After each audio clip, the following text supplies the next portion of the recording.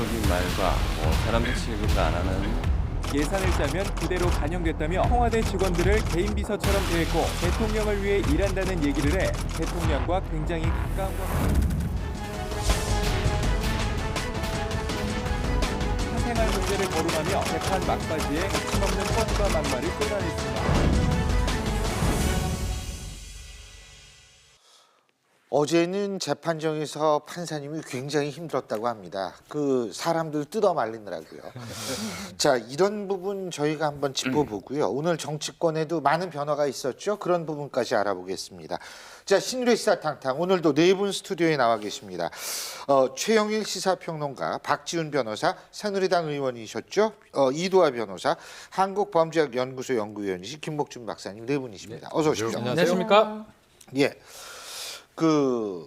조금 전에 화면에도 나왔는데 이 최순실, 고영태 이 두 사람이 이제 한 재판 끝나기 10분 전쯤 아마 최순실 씨가 직접 질문해 보겠다 이랬던 모양인데 굉장히 쏘아붙였던 모양인데 뭘 물어봤을까요? 아니 이제 뭐 결국은 사건하고 연관된 거에 집중하기보다는 어느 뭐 기자분이 그렇게 썼던데 메시지를 좀 희석시키기 위해서 메신저를 때리는 그 수법을 썼다 이제 뭐 이렇게 얘기하셨는데 결국은 이게 뭐냐면요, 고영태가 검찰에서 진술한 내용을 재판정에서 법관이 확인하는 거거든요.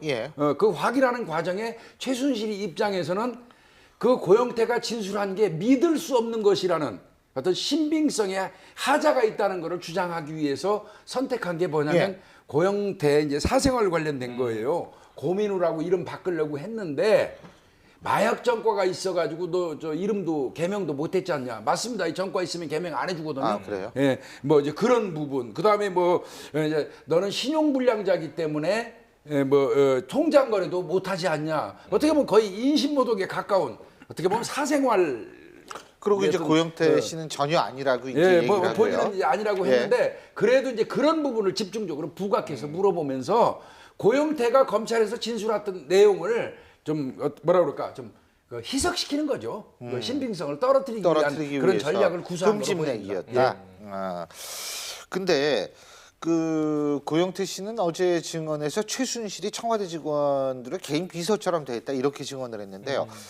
이게 대통령이 본 최순실 그리고 한때 최순실의 최측근들이 본 최순실이 이게 극명하게 엇갈리는 모습입니다. 화면 보고 얘기 계속해보죠. 최순실 씨는 과거 제가 어려움을 겪을 때 도와준 인연으로 최순실이 바라보는 김종 차관은 수행비서. 그냥 시키는 일을 다 알아서 하는. 네네. 어쨌든 최순실 씨하고 대통령하고 거의 같은 그 급에 있는 거 아닌가라는 생각.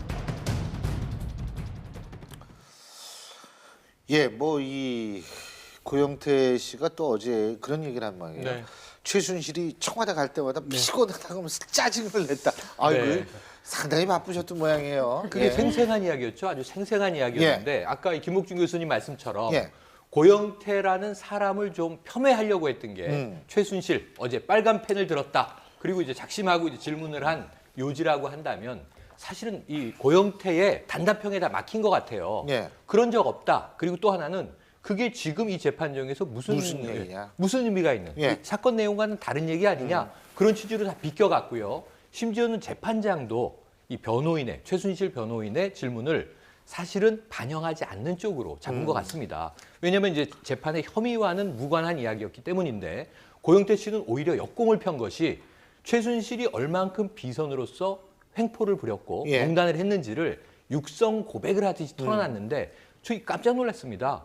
그러니까 밤에 대통령이 부르면 최순실이 피곤한데 그러고 짜증내면서 고영태가 운전해주는 차로 낙원상가까지 가면 이영선 행정관이 나와서 이영선 행정관의 차로 갈아타고 청와대로 들어갔다. 이런 이야기를 진술한 거죠. 사실 우리가 대충 그동안 짐작하던 얘기지만 고영태가 태우고 낙원상가에 가서 이영선 행정관의 차로 갈아타고 청와대를 밤에 드나들었구나. 그럼 그 다음에 궁금해지잖아요. 대통령은 밤에 왜 불렀을까? 그때 들어간 사안은 뭐였을까? 최순실은 어떤 그럼 또 국정 개입을 했거나 대통령에게 이 비선에 자문을 해준 것일까? 이런 부분이 어제 굉장히 많이 폭로전으로 터져 나왔죠. 결국은 이제 그 직전에 이제 헌법재판소에서 대통령 의견서를 냈습니다. 그 의견서에서는 최순실은 뭐 가정주부에 불과하다 했는데 아마 이런 어떤 법정에서의 고영태의 진술은 헌법재판소 탄핵 심판에도 영향이 미치지 않을까 생각이 듭니다. 결국 이 고영태가 나오기를 원하는 쪽이 대통령 대리인단인데 9일 날 만약에 탄핵 심판에 나온다 그러면 글쎄요 어떤 또 발언을 할지 모르겠지만 지금 뭐 최순실 재판에서는 상당히 대통령하고 최순실 불리한 얘기를 생경하게 다 한 거거든요. 네. 낙원상가 얘기를 하고 이거는 거짓말일 가능성이 적기 때문에 아마 앞으로 탄핵 심판에 나올 때 그 모습도 뭐 주목이 될 걸로 보입니다. 예. 지금은 사실 이제 여러분들이 말씀하신 것처럼 그 고영태라는 증인의 증언이 이제 트리거 같은 그러니까 그런 역할을 했었죠. 그렇기 때문에 이 사람의 증인의 그 신빙성을 떨어뜨리기 위해서 증인을 탄핵한다는 표현을 저희는 쓰는데요. 이제 변호인 측에서는 최순실 씨의 변호인 측에서는 아, 저 증인이 저래서 믿을 만한 사람이 아니니까 저 사람이 하는 말도 믿으면 안 된다. 이런 취지를 전달하기 위해 이제 공격을 하는 거죠. 그러니까 뭐 전과가 있네 없네 채무가 많았네 없네 이런 얘기를 하는데 그게 꼭 효율적이었다면 사실 이경재 변호사나 변호사들이 해줬겠죠. 근데 그렇게 생각 안 하니까 변호사들이 안 물어본 거예요. 딴 걸 물어보고. 최순실이 직접 물어본 네, 그러니까 거구나. 최순실 씨가 막 답답하니까 자기가 물어본 거죠. 변호사들한테 우선 물어봐 달라고 했을 겁니다. 근데 변호사들이 이 재판에 별로 도움이 안 된다 오히려 그랬는데 말렸는데도 불구하고 최순실 씨가 성정이 좀 이렇게 급하잖아요. 그리고 하고 싶은 대로 하는 성정이니까 본인이 직접 물어본 것 같고요. 이제 김세윤 부장이 저희 연수원 동기인데 아마 고생을 많이 하는 것 같습니다. 그랬을 것 되게 같아요. 침착하고 섬세하시죠. 차분하고 예. 섬세한 분이거든요. 외모처럼. 근데 이제 뭐 저렇게 당사자들끼리 싸우면 그래도 어느 정도 들어주다가 이걸 진정을 시켜야 되는데 사실 별로 효율적이지 않은 재판 진행에 효율적이지 않은 얘기를 저렇게 하느라 고생할 텐데 그런 사명감도 있을 겁니다.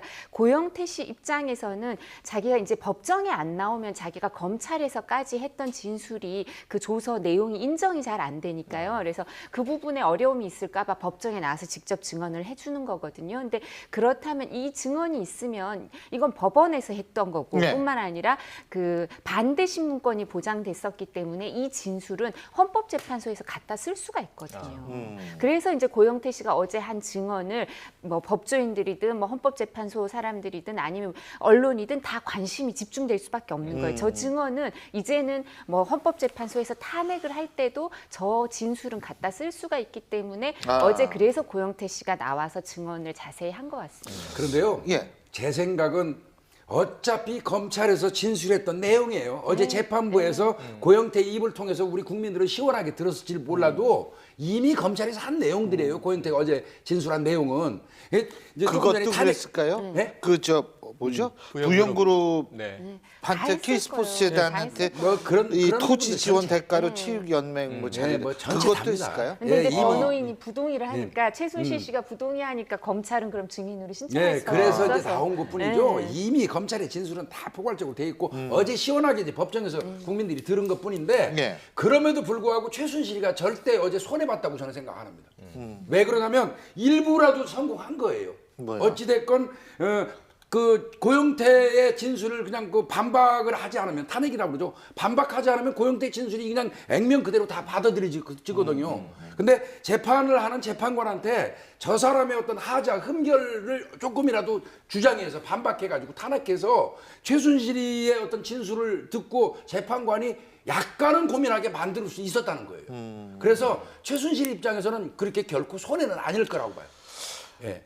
근데 예. 네, 저는 사실 이제 재판관들은 고영태 씨의 진술을 액면 그대로 믿었을 리는 없어요. 이제 그렇죠. 저희도 동기들하고 얘기를 해보면 기본적으로 저 정도 부장판사 할 정도의 경력이 되면 우리나라의 증인들, 뭐 외국도 그렇고 증인들의 증언을 잘 안 믿어요. 이제 물증을 먼저 믿고 증인들의 증언을 좀 덜 믿는 편이에요. 이해관계에 따라서 증언을 달리할 수도 있고 사람은 또 기억이라는 게 이제 선택적으로 기억하는 게 있어서 정확하지 않다 이런 맞아요. 생각을 하거든요. 그래서 증언의 증언을 한 사람의 증언을 그대로 믿진 않고 물증이 뒷받침되거나 다른 사람 진술하고 부합하거나 아니면 이제 구체적으로 쭉 얘기를 하면 거짓말은 구체적으로 잘 못 지어내니까 그래서 믿게 되는데요. 근데 지금 말씀드린 것처럼 김 교수님 말씀하신 그런 면도 있겠지만 사실은 재판관은 훈련이 돼 있기 때문에 그 최순실 씨가 하는 말에 덜 이제 좌우되겠지만 최순실 씨가 하는 말은 언론인이나 아니면 언론을 통해서 이게 전달되면 그 믿고 싶어하는 사람들 있잖아요. 박 대통령이나 최순실 씨를 좀 믿고 싶어하는 사람들한테 효율적인 얘기. 아니 지금 그 말씀에 동의가 하는데 저는 법리적 판결에는 어제 고영태나 최순실이나 이야기한 것은 재판관들이 냉정하게 판단할 것으로 믿습니다. 네, 믿어요. 그렇죠. 문제는 뭐냐면 어제 최순실의 역공은 여론전을 위한 거였다고 봐요. 그렇죠. 왜냐하면 고영태가 그렇게 의인 아니다. 그렇게 순수한 뭐 이 순진무구한 사람 아니다. 사실은 고영태가 우리가 알기에도 지금 더 오래 사업 관계가 동업으로 갔으면 공모자가 됐을 가능성이 높아요. 차은택 감독은 구속돼 있잖아요. 예. 고영태 씨는 구속돼 있지 않잖아요. 예. 증인, 참고인으로만 나오잖아요. 그런 면에서는 고영태도 나쁜 사람이야라고 주장하고 싶었겠으나 예. 거기에는 실패한 것 같다. 왜냐하면 고영태를 악인으로 오염시켜도 최순실이 하얘지는 건 아니에요. 지금 네. 말이에요. 네. 방청객도 막 고영태 왜 이렇게 고영태 씨를 뭐라고 치냐고 소리 질러다 변호사 퇴장당했다며. 왜 저런 사람을 변호하느냐고 예. 할머니가 소리치다가 퇴장까지 퇴장당했죠. 당하는 상황인데 글쎄요 뭐 이렇게 보입니다. 결국은 9일날 탄핵 심판에 고영태가 나오냐 안 나오냐 이게 좀 문제가 되는데 나온다 그러면 지금 마지막에 최순실이 공개했던 예. 부분이 아마 본격적인 공격이 될 겁니다. 예. 탄핵에 갔을 때는 그 어떤 전과라든지 어떤 불륜 부분 이 부분을 본격적으로 질문함으로써 어쩌면 법률하고 상관없이 여론에서는 프레임이나 구도를 바꿀 수가 있거든요. 아하. 막 치정 문제로 보면 국민들이 봤을 때 아까 말씀하셨지만 대통령을 지지하는 국민들이 봤을 때는 야 이거 이상하지 않느냐 이런 어떤 여론전을 하기 위해서 고영태를 탄핵 심판의 증인으로 부를 거며 그 전초전은 최순실 씨 어제 재판 마지막에서 보여준 바하고 똑같다고 생각이 듭니다.